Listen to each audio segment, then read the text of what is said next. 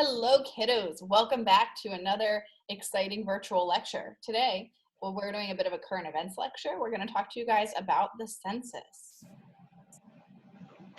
As you can see on your screen here is a copy of the Census 2020 questionnaire. So this is what would get essentially mailed to you if you've not already received it. So you can fill out a paper copy like what we're going to show you here today, or you've probably already been sent an online code to fill it out via the internet, which hopefully you are using because you're watching this video. Anyway, so it'll have they're typically blue. The color changes every now and then, but it'll tell you exactly where to start with a big start here. You must use a pen, unless of course you're doing this online. Now, the census is going to include anybody who actively lives at your house the majority of the time. We're talking 24 hours a day, 4 to 5 days a week. And if that's not clear enough, you have actual instructions on how to determine whether or not someone is a permanent resident of your household. Once you figured that out, you're going to put a number right here, and that's of April 1st, 2020. Any additional people staying there that were not included, you can mark them here. This is just a checkbox, people staying here temporarily, small, tiny children, relatives who've maybe been displaced for some reason, so on and so forth. Yep. Then you're going to check off what type of house, is it rented, do you own it, are you somehow occupying it without any type of payment? Whoever's filling this out will know what that means. Okay. Telephone number, this is to contact you for some reason, in case you missed something or there are any questions, or in certain cases, I got a call to take a survey a few years ago, just about the census in general. So that's page 1. We'll scroll down here where we start filling in personal information. Now, person number 1 is essentially the person who owns the house or is paying the rent. They're called the head of household. So they're going to be person number 1 always. You have space for their first name, last name, middle initial, gender. Not the full spectrum of gender here, but we're working on things like that. One thing at a time here. Federal government, as you know, can't tackle so many issues all at once. Otherwise, we'd be moving a lot faster in certain things right now, right, Ms. MacLean? Sounds about right. Sounds correct. This person's age and birth date. And then we start getting into racial and ethnic information. Now, a lot of this information is voluntary. You'll see nothing here is printed generally as required, okay? Especially when it gets to the racial and ethnic information. You can see there's a lot more here than there used to be. Not that I'm saying you saw the 2010 census, but trust me, there's a lot more here than there used to be. And one note on this, I know, so we did it, me and my boyfriend did it, and he was born, his family is from Mexico, right? And so for him, he identifies, at first he'll fill out yes, Hispanic. And then what's weird about it is that the next thing he fills out is that he says he's white, basically. So if you are Hispanic, they count that as a separate origin because it's considered an ethnicity and not a race. While that can get a little confusing, you get to determine how you identify and how you want to fill it out. But that's for example, how my boyfriend did it. And that's how most people will do it. And if you remember, me telling you some classroom examples here, some of these are just blanks. And that's how we know 2% of our population identifies as Jedi by religion. We do the same thing with race and ethnicity here. After this page, I'm just going to go on to talk about person number 2.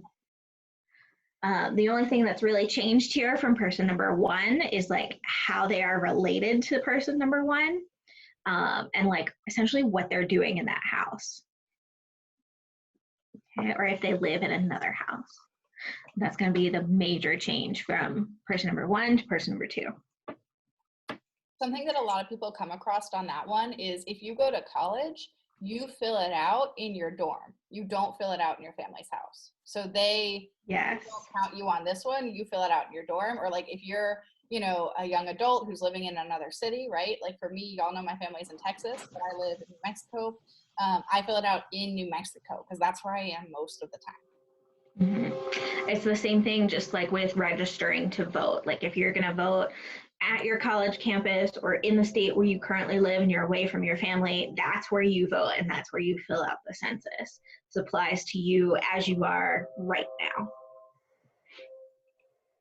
And that's because the census is all about reapportionment. So remember how we talked about how you get representatives based on how many people live in an area? They need to know who needs to be represented most of the time in that area, right? So if you think about it, a college changes the dynamics of the economy, it changes the culture, and if the representatives don't count the college kids in whatever area they're in, right, then those people don't get represented, and that kind of curtails the democratic system because the people who actually live there aren't getting represented. This has a lot to do in similar respects with like money, like state and local funds received from the federal government. They need to know how many people are in an area before they allocate funds to that area. As you can see here, we're on person number 4, same exact questions. Okay, person number 5, 6. And I mean, they're hoping you don't have this many people in your household, but just in case, here's person 7 through 10. If you need more than that many people, you should probably fill this in online. But that's it. It's real simple. They're just gonna ask like who you are and ask for some basic information about you, your age, gender, where you come from, what race, ethnicity you associate with.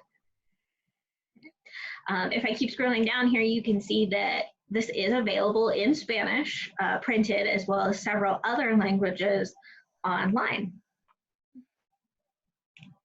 And I think this year they had more languages than ever before. And it was actually pretty cool. There was like Tagalog, Chinese, Filipina, there's a ton of different stuff that you guys can fill it out in. And if you're interested in language, I know Japanese is an answer. Like if you're interested in what that looks like, I highly recommend going online and checking it out. And this is an informational copy that we found online, but the mailer looks exactly the same. And so that being said, you guys are going to have this come over in your mailbox.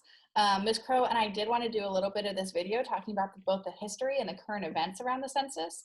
As you guys can imagine, the census is really important for the reasons we talked about earlier, right? We want to determine the number of representatives an area needs, and then we also want to determine the funding that it needs, right? So historically speaking, there have been a lot of issues with the census, both due to systemic racism, but also due to the problems of the way we count people, right? And so there's, historically speaking, a lot of distrust in certain communities that buy the census.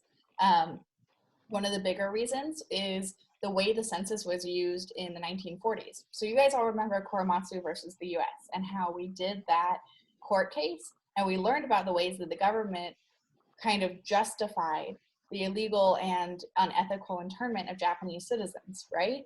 And you guys all read how that decision, the court made the decision based on the fact that we were in wartime. And they said that the executive could go and do things in wartime that branch could not do otherwise.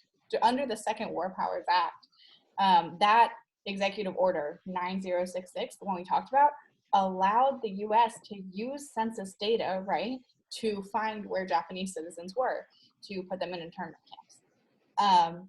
The Second War Powers Act, the one that, made it okay, it wasn't ever okay, but the one that made it possible for them to do that expired in 1947. So it's not possible to do that anymore legally, or you're not supposed to do that anymore. And as you guys all saw, the Supreme Court's apology, the US's apology, we looked back at that and said it was wrong. But because it happened, right? Once something happens once, people are always afraid it could happen again. So that's a big source of distrust in the census, is using it to track people down by race. Currently, that's a big worry among people of Arab origins, or Arabic and Middle Eastern origins, as well as people of Hispanic origin whose families or who are immigrants in this country. There was a big current event a year ago when they were planning the census that you guys might have heard about, where the Trump administration was trying to put a question on the census about whether you are a legal citizen or not. And the courts blocked this. This question, as you can see, does not appear on the census, but it was something the Trump administration tried to do.